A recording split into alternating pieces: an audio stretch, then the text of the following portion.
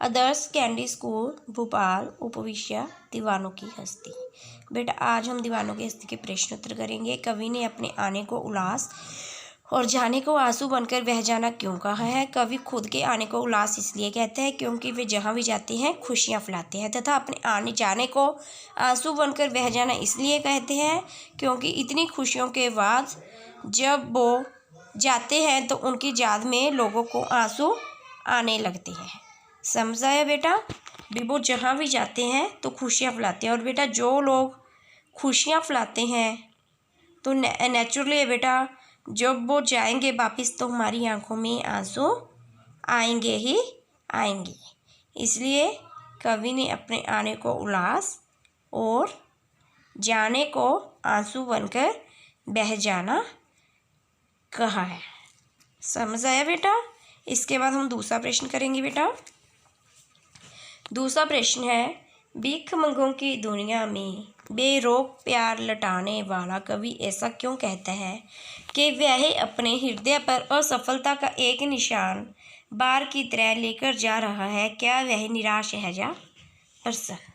समझ आया बेटा? इसमें प्रश्न में क्या कहा है कि भिखमंगों की दुनिया है जो जहाँ प्यार लुटाया है जो, फिर भी कवि अपने हृदय पर अपने दिल पर यह क्यों कह रहा है कि वह सफलता को लेकर जा रहा है और इसके लिए वह निराश है या प्रसन्न है? उत्तर, कवि प्रेम की दौलत संसार में लुटाता है।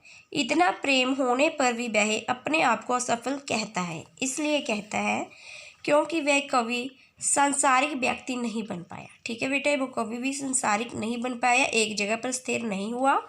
जहीं सफलता अपने हृदय में एक निशा की तरह चुभती है, किंतु वो निराश नहीं है, वह प्रसन्न है क्योंकि यह रास्ता उसने खुद चुना है और वह उसके लिए किसी को भी दोषी नहीं ठहराता। समझ आया बेटा?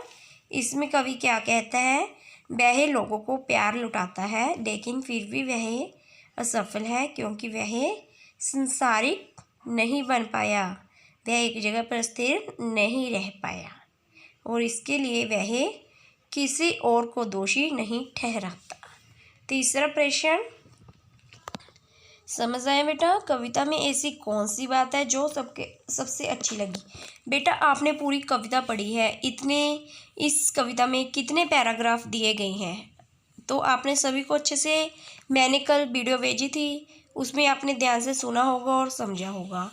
तो इसमें वही है कि आपको इस सारी कविता से क्या अच्छा लगा, कविता में ऐसी कौन सी बात है जो आपको सबसे अच्छी लगी? इस कविता में कवि का अपने ढंग से अपना जीवन जीना तथा चारों ओर प्यार और खुशियां बांटना सबसे अच्छा लगा। कवि अपने जीवन की असफलता के लिए किसी अन्य को दोषी नहीं ठहराता, यह भी अच्छा लगा। ठीक है बेटा?